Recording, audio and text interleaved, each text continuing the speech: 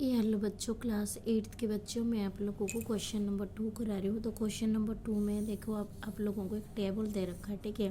इसमें क्वेश्चन पढ़ता है, a mixture of the paints of the prepared by the mixing 1 part of the red pigments and with the 8 parts of in this following in the table find the parts of the base that need to be added. Okay, तो यहाँ से एक सबसे बड़ी बात है, ये table आप देख लीजिए, यहाँ पर ये और ये और ये और यहाँ पे जो फिलअप्स दे रखा ना, इसको हमें भरना है। तो इसको हमें x1 x2 x3 x4 ले लेते हैं और 1 by 1 इसको निकालेंगे। ओके, आई होप आप लोगों को क्वेश्चन समझ में आ गया होगा। अब मैं इसका रिजल्ट मतलब आंसर करके दिखाती हूँ। देखिए, इस तरीके से टेबल बनानी है, parts of the red pigment और पार्ट्स ऑफ द बेस जो दिया था क्वेश्चन में। यहाँ पे देखो, यहाँ पे मैंने अभी आप लोगों को पढ़ के दिखाई थी, क्या दिया है। यहाँ पर दिया है parts of the red pigments and with 8 parts of the base, ठीक है।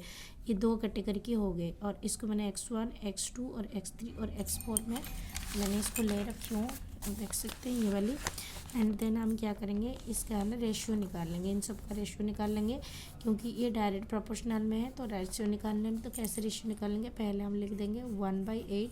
देखिए, ये 1/8 is equal to 4/x1 is equal to कितना आएगा यहाँ पे, 1/8 इज इक्वल टू 4/x1, ठीक है। अब हम क्या करेंगे, इसको ऐसे क्रॉस मल्टीप्लिकेशन करके इसको इस मल्टीप्लाई कर देंगे और इसको इसके साथ मल्टीप्लाई कर देंगे। इस तरीके से क्रॉस मल्टीप्लिकेशन, x1 को 1 के साथ मल्टीप्लाई कर दियो तो x1 इज इक्वल टू कितना आएगा, ये 4/8 जा कितने हो गए 32। ओके, क्योंकि x1 की वैल्यू मेरे 32 आया, तो जहाँ पर ये x1 है, ये वाली x1 है, तो यहाँ पर ये प्लस कितना हो जाएगा, यहाँ पर 32 आ जाएगा, ठीक है। एंड दूसरा फिर इसका सबका निकालेंगे, फिर दोबारा हम लेंगे, यहाँ पर कितना लेंगे 1/8 इज इक्वल टू कितना आ जाएगा 7/x2। तो ये आ जाएगा 7/x2। अब हम इसको क्रॉस मल्टीप्लिकेशन करके इसको इससे मल्टीप्लाई कर देंगे, x2 हो जाएगा, इसको इसके मल्टीप्लाई कर देंगे, 8 7 से कितना हो जाएगा 56। ओके, तो ये वाली मेरे 56 से आएगा। फिर इसके नंबर है तो फिर दोबारा 1/8 लेंगे, 1/8। तो ये देखिए, इसको 1/8 इज इक्वल टू कितना आएगा 12 अपन में कितना हो जाएगा x3। अब इसे क्रॉस मल्टीप्लिकेशन करेंगे, x3 को 1 में मल्टीप्लाई करेंगे, x3 हो जाएगा। अब इसको हम मल्टीप्लाई करेंगे तो यहाँ पे कितना आ जाएगा, यहाँ पे आ जाएगा 96। 12 से कितना आ जाएगा 96। तो ये वाली मेरे कितने हो गए, ये वाली 96 आ गए, ठीक है। आई होप आप लोगों को समझ में आ रहा होगा। अब बचा ये वाले, एक बच गया। फिर दोबारा मैं 1/8 लूँगी यहाँ पे। तो यहाँ पे मैंने 1/8 इक्वल टू कितना आएगा 20 अपन में x⁴। तो ये हो गया 20 अपन में x⁴।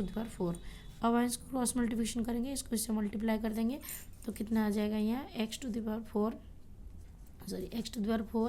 इज इक्वल टू कितने आ जाएंगे, इन दोनों को मल्टीप्लाई कर देंगे, ठीक है।